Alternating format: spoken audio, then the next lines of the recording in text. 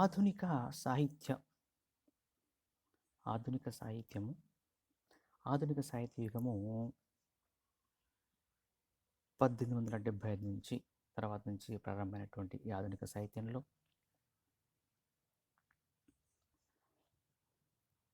గురజాడ అప్పారావు గారి కాలానికి వచ్చేసరికల్లా వారు రాసిన పాఠ్యాంశం గురించి ఈనాటి ఆధునిక సాహిత్యంలో ఉన్నటువంటి కవిత్వం గురించి చెప్పుకుందాం.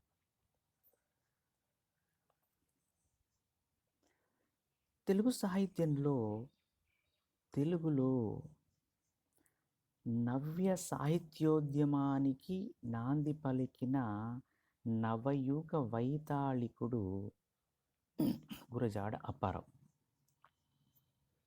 గురజాడ గారు మహాకవి, సంఘ సంస్కర్త. గురజాడ గారు అచ్చమైన మహాకవి. గురజాడ గారిని అక్షరాల ద్రష్ట స్రష్ట అని కూడా చెప్పవచ్చు. గురజాడ గారు అచ్చమైన మహాకవి, అసలైన సంఘ సంస్కర్త. నవ్య కవిత్వానికి అడుగుజాడ గురజాడ అని చెప్పవచ్చు. వీరు ఈ గురజాడ గారు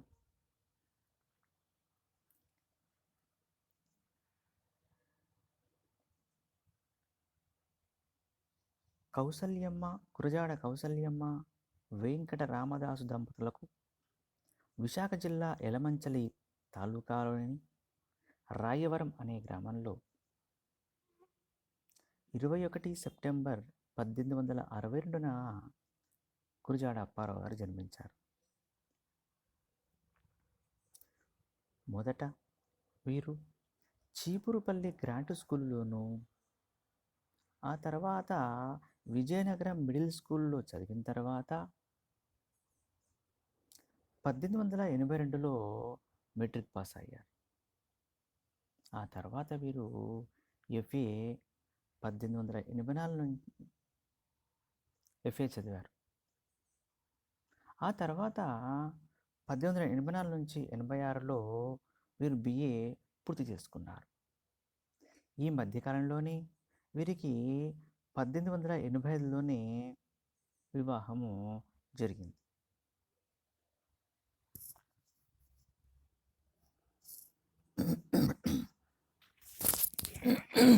తర్వాత వీరు గురజాడ గారు కాలేజీలో కొన్నాళ్ల పాటు అధ్యాపకునిగా ఉద్యోగం చేశారు.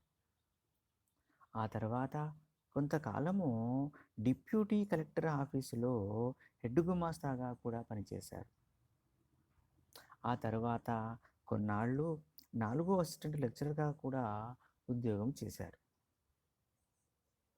ఇక విజయనగర సంస్థానంలో ఉన్నటువంటి ఆనంద గజపతి వారి యొక్క సంస్థానంలో కొన్నాళ్ల పాటు సంస్థాన పరిశోధకునిగా కూడా పనిచేశారు. రీవారాణి అంతరంగ కార్యదర్శిగా కూడా 1898లో చేరారు. ఆ తర్వాత మద్రాసు యూనివర్సిటీలో ఫెలోగా కూడా నియమించబడ్డారు గురజాడ గారు. వీరు 1915 నవంబర్ 30న మరణించడం జరిగింది. గురజాడ గారు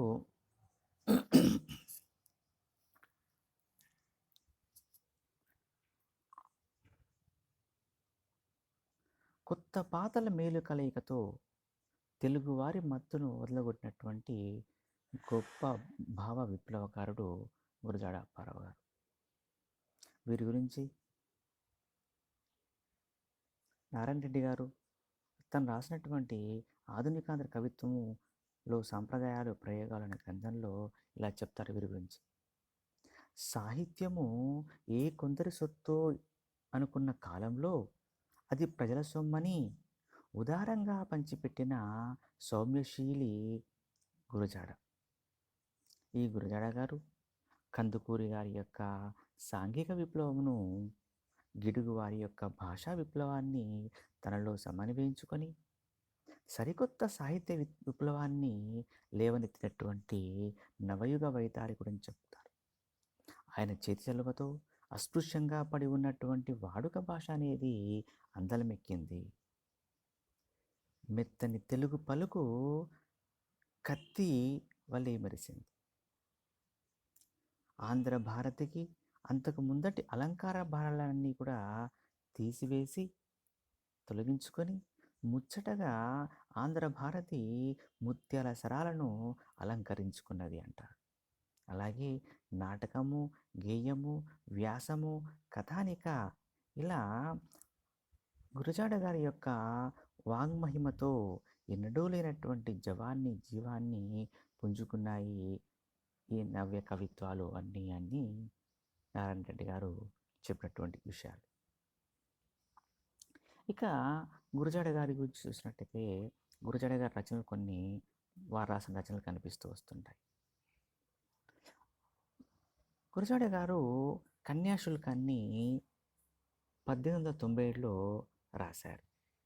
ఇది తొలి కూర్పు 1897లో జరిగితే రెండవ కూర్పు 1909లో జరిగింది. రెండవ కూర్పు అంతేకాకుండా ఆంగ్లంలో the minute of dissent to the Telugu composition sub committee report అనేది ఒకటి రాశారు. 1914 అని చెప్పాను, 1914 అని చెప్పి ఒకటి రాశారు.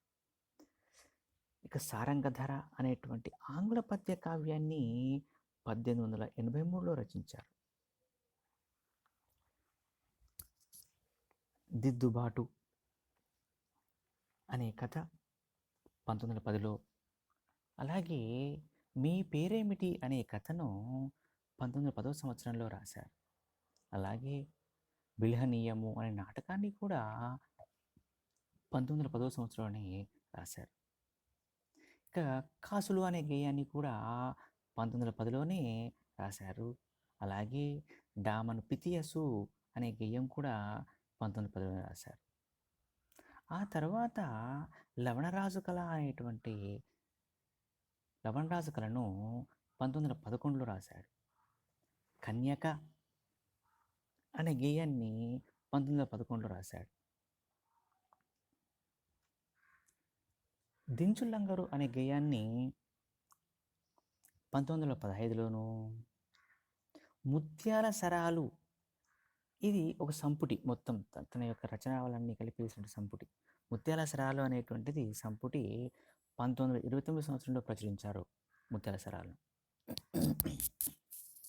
సుభద్ర కావ్యాన్ని 1929 సంవత్సరంలోను, డైరీలు మాటామంతి అనేది 1936లో ప్రచురించారు.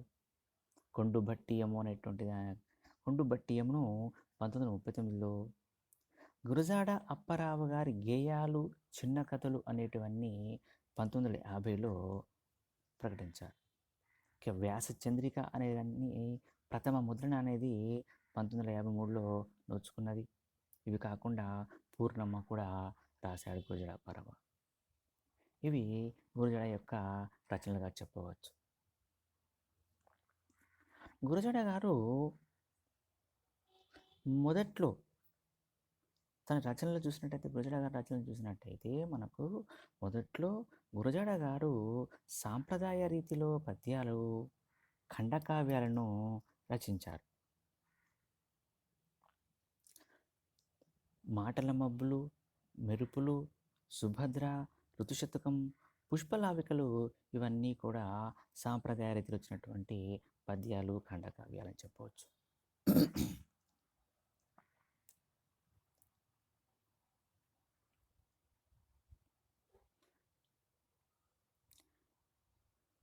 విధి వశమున నీ చెంతకు మధుపమురా హేళనంపు మాటాడుకుమా, మధువులకు జలజ కులముల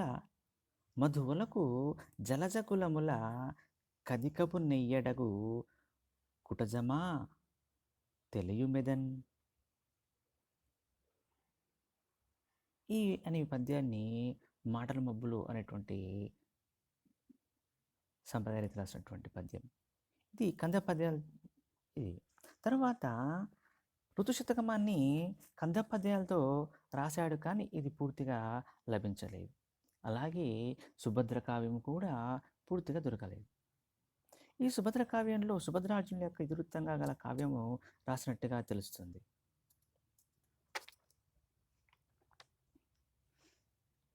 ఇక గురజాడ గారు ఇలా సాంప్రదాయ పద్ధతిలో మొదట్లో కవిత్వం రాసిన ఆ తర్వాత గురజాడ గారు ఆ పంథాను వదిలేశారు.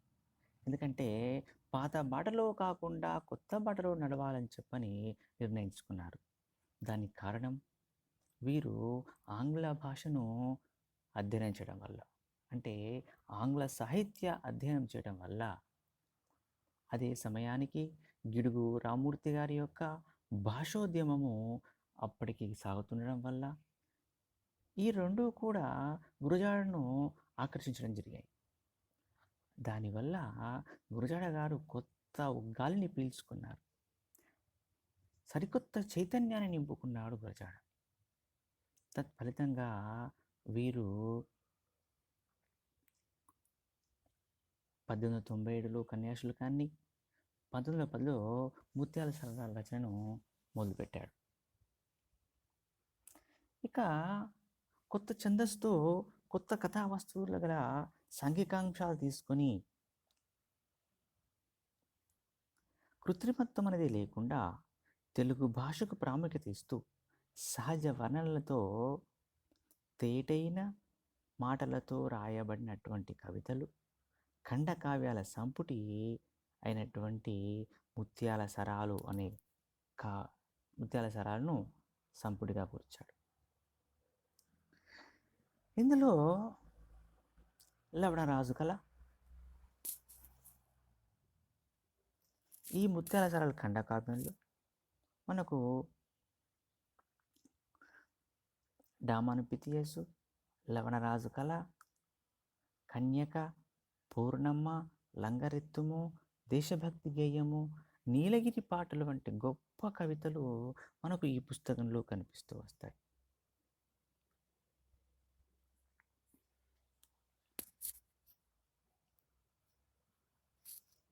ఇక వీరి యొక్క రచనలు చూసినట్టయితే, వీరు రాసిన లవణరాజు కళలో చూసినట్టయితే, లవణరాజు కళకి జ్ఞాన వశిష్టంలోని లవణోపాఖ్యానం మూలమని చెప్పని అంటారు.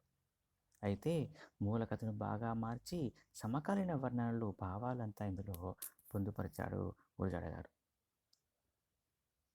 ఇక ఇందులో మలిన దేహుల మాలలనుచు, మలిన దేహుల మాలలనుచును, మలిన చిత్తుల కదిక కులముల, నిలవసంగిన వర్ణ ధర్మం అధర్మం అధర్మ ధర్మంబే, మలిన దేహుల మాలలనుచు, మలిన చిత్తుల కదిక కులముల, నిలవసంగిన వర్ణ ధర్మం అధర్మం ధర్మంబే అంటారు. అంటే మలిన దేహుల మాలలనుచును, మలిన చిత్తులకు అధిక కులముల, నిలవు ఒసంగిన వర్ణ ధర్మము అధర్మ ధర్మంబే అంటూ అస్పృశ్యతను నిరసించాడు గురజాడ. ఇక్కడ అస్పృశ్యత, అంటరాని వాళ్ళు అనేవి కులాలు కావు, ఇక్కడ రెండు కులాలు ఉన్నాయని చెప్పని అంటారు. ఆ రెండు కులాలది ఒకటి మంచి, రెండు చెడు అనే ఈ రెండే కులాలు తప్ప ఇతర కులాలు ఇవి లేవని చెప్పని అంటాడు. దానికోసం అంటాడు, సర్వమానవ సమానత్వాన్ని, విశ్వమానవ ప్రేమను ఆకాంక్షిస్తూ ఎల్ల లోకము ఒక్క ఇల్లై వర్ణ భేదములెల్ల కల్లై వేల నెరుగని ప్రేమ బంధము వేడుకలు కురియా అంటూ ఇలా సర్వమానవ సమానత్వాన్ని, విశ్వప్రేమనంతా ఆకాంక్షిస్తూ చెప్తాడు గురజాడ. ఇక భవిష్యత్తులో ఏమవుతుంటాయి అంటాడు, మతములన్నీయు మాసిపోవును, జ్ఞానం ఒక్కటి నిలిచి వెలుగును అని భవిష్యత్తును దర్శనం చేసినది గురజాడ వారి. ఇక కన్యక, గురజాడ గారి కన్యక, అందులో కులం కన్నా గుణం మిన్న అని, కులం కన్నా గుణం మిన్న అని అధికారం కన్ను కననివ్వదని చాటారు. రాచరిక వ్యవస్థలోని లోపాన్ని, సమాజంలోని స్త్రీ దుస్థితిని గురజాడ అద్భుతంగా వర్ణించారు. ఒక పట్నపు రాజు చిలకత్తెలతో దేవాలయానికి వెళ్తూ కన్యకను చూసి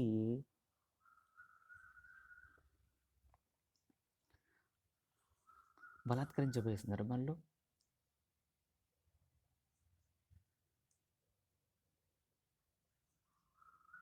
అప్పుడు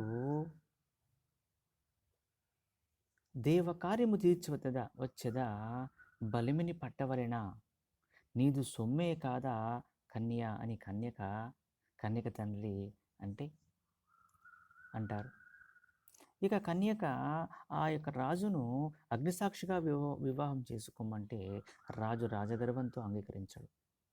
దేవాలయానికి వెళ్ళి వస్తానని చెప్పినటువంటి ఆ కన్యక ఈ రాజుగారి యొక్క దౌష్టికాన్ని భరించలేక గుడిలో ఉన్నటువంటి అగ్నిగుండంలో దూకి ఆత్మాభిమానంతో ఆత్మత్యాగం చేసుకుంటుంది. ప్రబంధ నాయకులకి పూర్తిగా వ్యతిరేకమైనటువంటి స్త్రీ పాత్ర ఇది.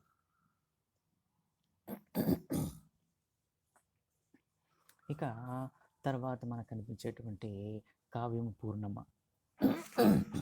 గురజాడ భావ నవ్యతకి, శైలి నవ్యతకి, రసపోషణ నైపుణ్యానికి నిలువుటత్తంగా ఉంటుంది ఈ యొక్క గురజాడ గారి పూర్ణమ. పుత్తడి బొమ్మ లాంటి పూర్ణమను తల్లిదండ్రులు డబ్బుకు ఆశపడి ఒక ముసలివాడికిచ్చి పెళ్లి చేయాలనుకుంటారు. అప్పుడు దానికి బాధపడినటువంటి పూర్ణమ్మ ఆత్మత్యాగం ద్వారా దుర్గలో లీనమైపోయింది. మేలిమి బంగారు మిలతల్లారా, కలువల కన్నుల కన్నెల్లారా, తల్లులు గన్నా పిల్లల్లారా అంటూ సంబోధనతో ప్రారంభమైనటువంటి ఈ గేయం పూర్ణమ్మ గేయం. ఆత్మత్యాగం చేసుకునే ముందు పూర్ణమ్మ తనను నలుగురు కూర్చుని నవ్వే వేళలా నా పేరొకతరి తలవండి, మీ కన్న బిడ్డలను ఒకతకుడు ప్రేమను నా పేరివ్వండి అంటూ చెప్తున్నప్పుడు హృదయాలన్నీ కూడా ద్రవించిపోతాయి. గుడ్డల్లో గుబులు మొదలవుతుంది. దుర్గంలో లీనం కావడానికి కూడా చక్కగా కనిపిస్తుంది. కన్నుల కాంతలు కలవల చేరెను, మేలిమి చేరెను మేని పసలు, హంసల చేరెను నడకల బెడగలు, దుర్గను చేరెను పూర్ణమ్మ అంటూ ఇక్కడ మనకు పూర్ణమ్మ గేయంలో కనిపిస్తుంది. ఇక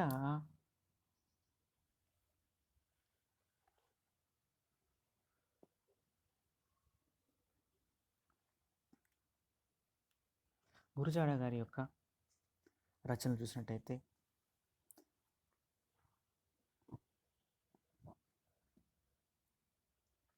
ఈయన స్వభావ వర్ణనలు సైతము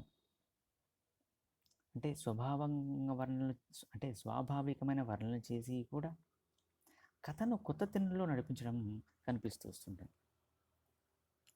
ఇక దించు లంగరు, లంగరెత్తుము అనేవి ఈ రెండూ కూడా ప్రపంచ యుద్ధ సమయంలో గురజాడ గారు రచించినటువంటి కావ్యాలు.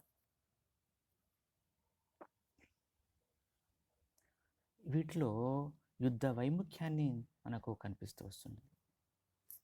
గురజాడ గారి జాతీయ దృక్పథానికి, విశ్వమానవ సౌభాతృత్వానికి, విశాల దృష్టికి, అభ్యుదయ భావాలకు స్వర్ణ పతాక లాంటిది దేశభక్తి అనేటువంటి గేయం.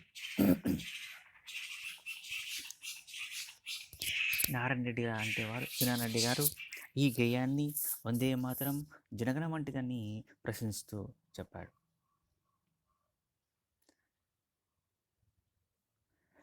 దేశమును ప్రేమించుమన్నా, మంచి అన్నది పెంచుమన్నా, ఒట్టి మాటలు కట్టిపెట్టోయ్, గట్టి మేలు తలపెట్టవోయ్. దేశమును ప్రేమించుమన్నా, మంచి అన్నది పెంచుమన్నా, ఒట్టి మాటలు కట్టిపెట్టోయ్, గట్టి మేలు తలపెట్టవోయ్ అని వ్యవహారిక భాషలో బుజ్జగిస్తూ శృతిమెత్తగా మందలిస్తూ ప్రబోధించాడు గురజాడ. ఇక అలాగే స్పర్ధ అనేది విద్యలందే ఉండాలి, విద్యలందే అవసరము అంటాడు. మాటలు కాదు, చేసే పనుల్లో చేతులు కావాలి అని చెప్పనంటాడు. చెట్టపట్టాలు పట్టుకొని దేశస్థులందా నడవవలెనోయ్, అన్నదమ్ముల వలెను జాతులు మతములన్నీయు మెలగవలెనోయ్. చెట్టపట్టాలు పట్టుకొని దేశస్థులంతా నడవవలెనోయ్, అన్నదమ్ముల వలెను జాతులు మతములన్నీయు మెలగవలెనోయ్ అంటూ మానవ సమైక్యతను చాటి చెప్పారు గురజాడ. అలాగే శ్రమశక్తిని కూడా గౌరవించమంటాడు. సాటి మనిషికి కూడా తోడ్పడాలని చెప్పని అంటాడు. కవి తన యొక్క కర్తవ్యాన్ని కూడా అపూర్వమైన రీతిలో గుర్తు చేస్తూ వస్తాడు. ఆకులందున అణిగి మణిగి కవిత కోకిల పలకవలెనోయ్, పలుకుబడులను విని దేశమందభిమానములు మొలకెత్తవలెనోయ్.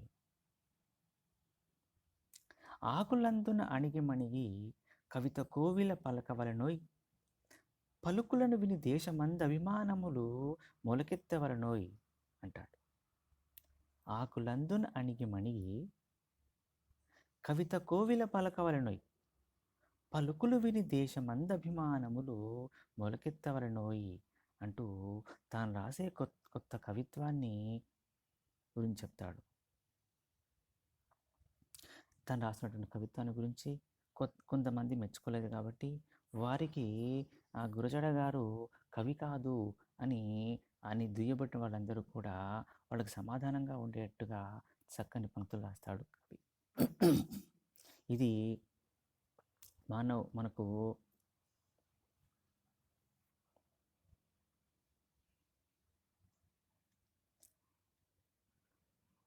మెచ్చనంటావేవు నీవిక మెచ్చకుంటే మించిపాయను, మెచ్చనంటావేవు నీవిక మెచ్చకుంటే మించిపాయను, కొయ్య బొమ్మల మెచ్చు కళ్ళకు కోమరులు సౌరెక్కునా అంటాడు. మెచ్చనంటావేవు నీవిక మెచ్చకుంటే మించిపాయను, కొయ్య బొమ్మల మెచ్చు కళ్ళకు కోమరులు సౌరెక్కునా అంటూ గురజాడ ప్రేమతత్వాన్ని అని చెప్తాడు. గురజాడ గారు ప్రేమతత్వాన్ని కూడా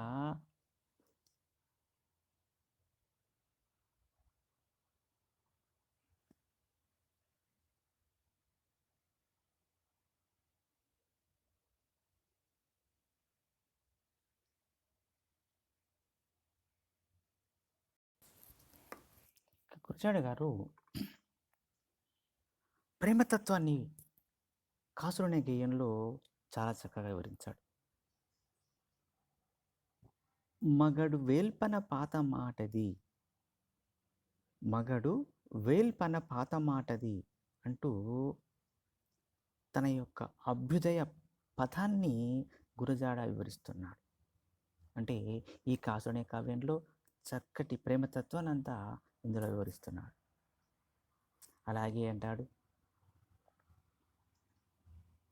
ప్రేమనిచ్చిన ప్రేమ వచ్చును, ప్రేమ నిలిపిన ప్రేమ నిలుచును, ప్రేమనిచ్చిన ప్రేమ వచ్చును, ప్రేమ నిలిపిన ప్రేమ నిలుచును అంటాడు. ఇలా ప్రేమతత్వాన్ని చక్కగా కాసుల్లో వర్ణిస్తున్నాడు. ఇక అంతేకాకుండా గురజాడ గారు కొత్త వర్ణనంతా కూడా ప్రవేశపెడుతూ వచ్చాడు. గురజాడది యొక్క రచన ఎలాంటిది అని చెప్పని అంటే అది ఫోటోగ్రఫీలా కాదు, ఎక్స్రే ఫోటోగ్రఫీగా కనిపిస్తుంది గురజాడ యొక్క రచన.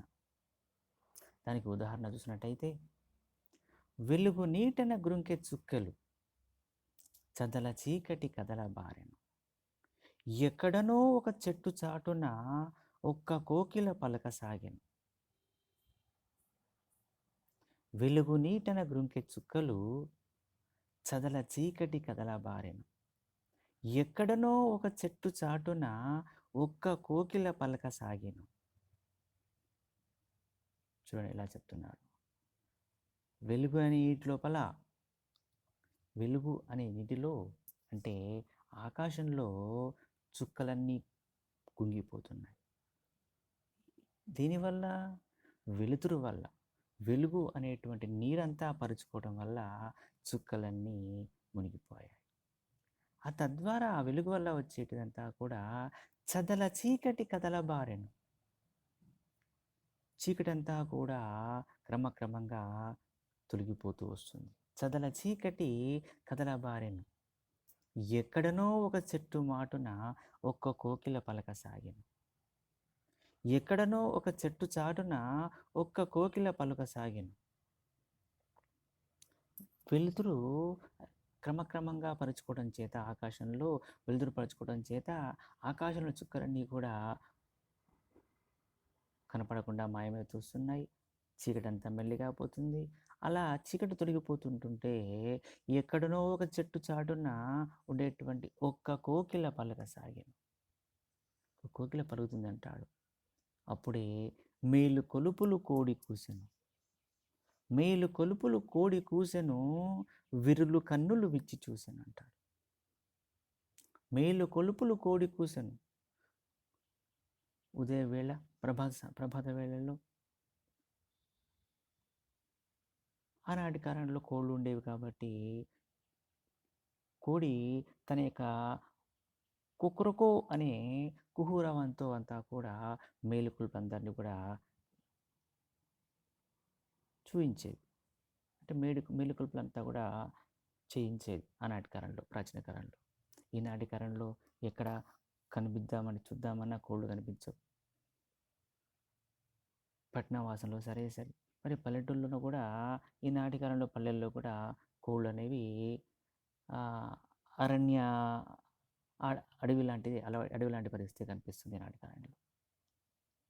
అలాగే విరులు కన్నులు విచ్చి చూసెను అంటాడు. విరులు కన్నులు విచ్చి చూసెను. విరులు పూలన్నీ కూడా తెలతెలవాడుతుండగా మెల్లమెల్లగా అవి కళ్ళు విప్పి చూస్తున్నాయని చెప్పనంట. ఇలా గురజాడ కొత్త కొత్త వర్ణలన్నీ కూడా ప్రవేశపెట్టడం జరిగింది. ఇదంతా కూడా ఫోటోగ్రఫీ లాంటిది కాదు, ఎక్స్రే ఫోటోగ్రఫీ లాంటిదా అని చెప్పుకోవచ్చు గురజాడ యొక్క ఈ కొత్త వర్ణల యొక్క రచన అంతా చూస్తే. ఇక గురజాడ గారు పిల్లల కోసం కూడా కొన్ని బాలగేయాలు రాశాడు.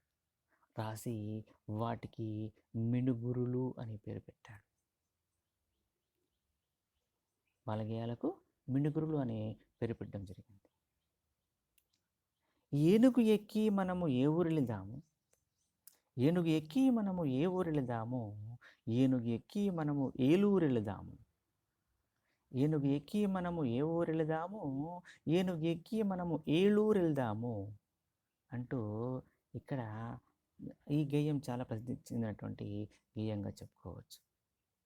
అంటే చక్కగా పిల్లలు పాడుకోవడం కోసము పిల్లల ఆటపాటల్లో కనిపించే విధంగా వాళ్ళకి సంతోషంగా ఉండే విధంగా కనిపించేట్టు బాలగేయాలు కూడా రాశాడు గురజాడ గారు.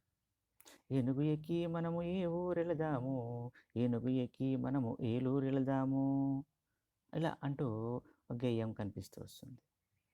ఇదే కాకుండా మనకు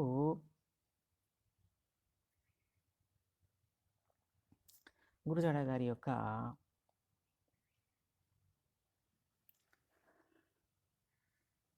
మరో రచన సంగీత ప్రాధాన్యంతో ప్రకృతి వర్ణనలతో కూడుకున్నటువంటి రచన కూడా మనకు కనిపిస్తాయి. 1907 సంవత్సరంలో గురజాడ గారు నీలగిరి పాటలను రచించడం జరిగింది.